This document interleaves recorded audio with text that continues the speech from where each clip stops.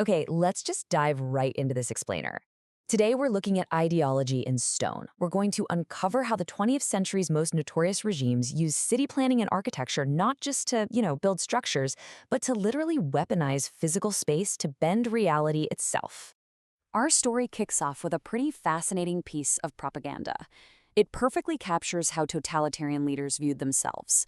They weren't just politicians, right? They saw themselves as the literal architects of highly advanced new societies and, honestly, new human beings. They didn't just want to govern, they wanted to engineer a completely new world from the ground up, using the exact language of construction to sell that grand vision to the masses. And we see that exact same mindset echoed in Nazi Germany, which perfectly sets up our comparative look at how these two opposing regimes utilized an identical aesthetic playbook.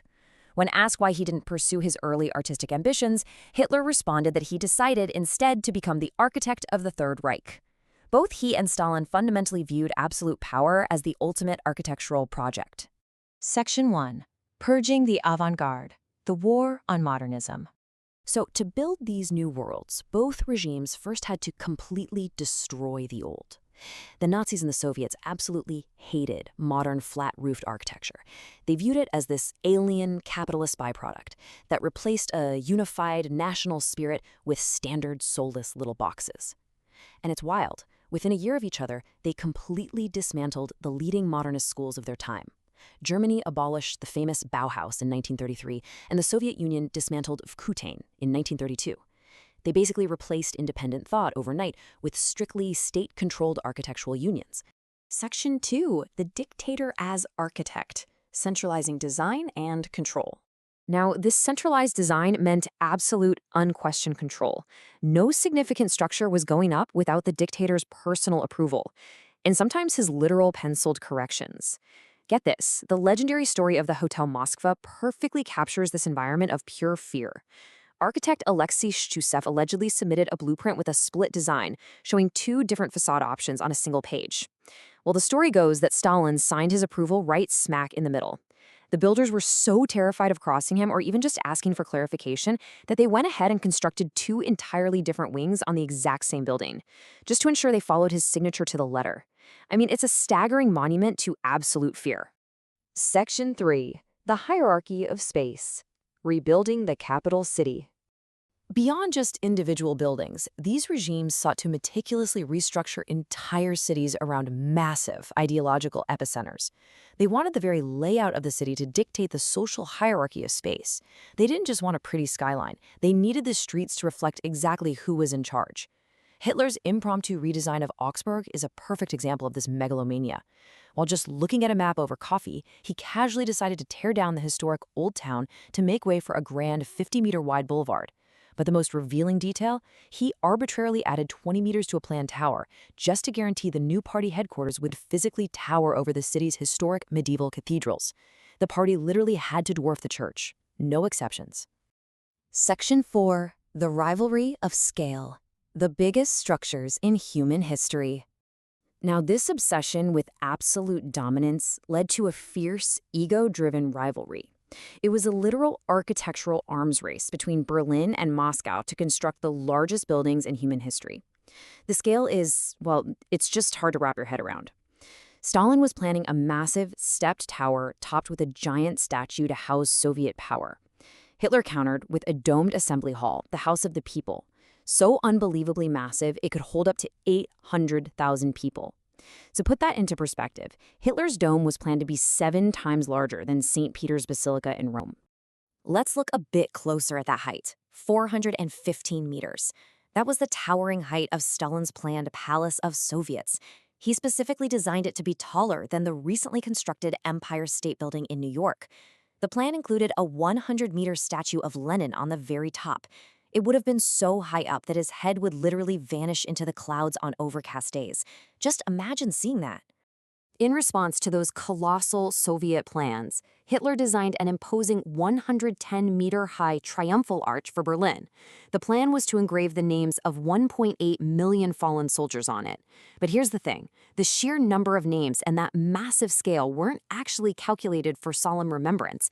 They were specifically aimed at completely overwhelming the viewer with the terrifying scale and might of the Reich. Section 5. Building for Eternity. Stealing from the ancients. To project an illusion of unending permanence, both of these regimes completely abandoned their earlier industrial styles. Instead, they aggressively embraced imposing ancient aesthetics. They were basically trying to steal the authority of history itself. And the visual parallel is genuinely chilling. Whether it was a Nazi memorial in Munich or a Soviet theater down in Sochi, both systems relied on the exact same imposing neoclassical columns to project their authority. Despite being bitter, mortal ideological enemies, their buildings spoke the exact same visual language of ancient Rome and Greece.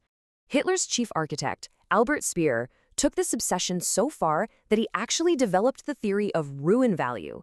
He was actively designing structures using specific materials and statics meant to look majestically heroic when they inevitably crumbled thousands of years in the future. Think about that.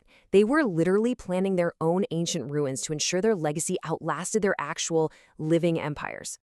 Over in the Soviet Union, this quest for eternity evolved into a really showy, eclectic Baroque style. They started layering Gothic spires and classical facades over massive high-rises that were strategically placed to frame the capital's skyline. These definitely weren't just standard office buildings. They were imposing monuments, explicitly designed to make the individual feel incredibly small and insignificant in comparison to the all-powerful state. Section 6. The Illusion of Mass. Grandeur masking grim realities. But behind the curtain, there's a grand irony to totalitarian architecture. It's the staggering human cost hidden directly behind those eternal marble facades. Both regimes poured infinite resources into public palaces for the people, things like grandiose metro stations and colossal stadiums. They claimed they were elevating the masses and bringing high culture to the working class, but in reality, they were completely ignoring people's daily, essential human needs. This stark contrast is just staggering. While thousands of cubic meters of luxury marble were being hauled in for these grand metro stations, the everyday reality for citizens was grim.